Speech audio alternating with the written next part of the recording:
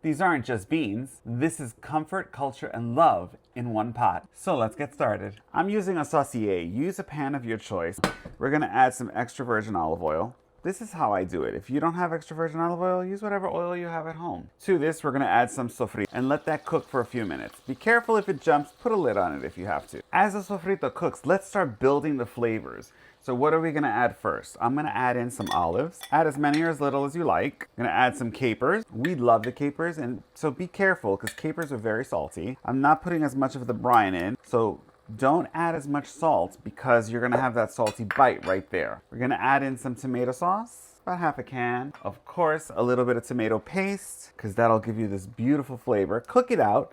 Now, let all of this cook for about a good 2 to 3 minutes. As this begins to bubble up, I'm gonna add in a little bit of fresh pepper. To this, I did rinse the beans out of the can. Add those in. Let's stir. So this will stop it from jumping and bubbling and going all the crazy stuff.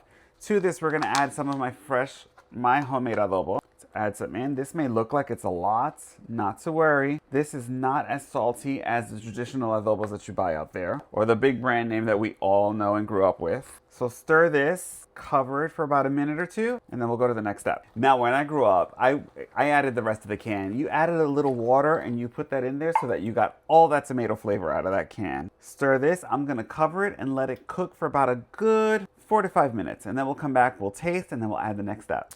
Those 5 minutes have passed. I'm gonna add some chicken stock. You can add water. Chicken stock is just optional. For me, it gives a little bit extra flavor. It's probably about a cup worth. I'm adding 2 bay leaves. We're gonna add a handful of fresh cilantro that I've rinsed off. Just put that in there, leave it alone. It's gonna extract this beautiful flavor. Put this on low, leave it alone for about 20 to 25 minutes. We'll come back and taste. This lusciousness is what you're looking for.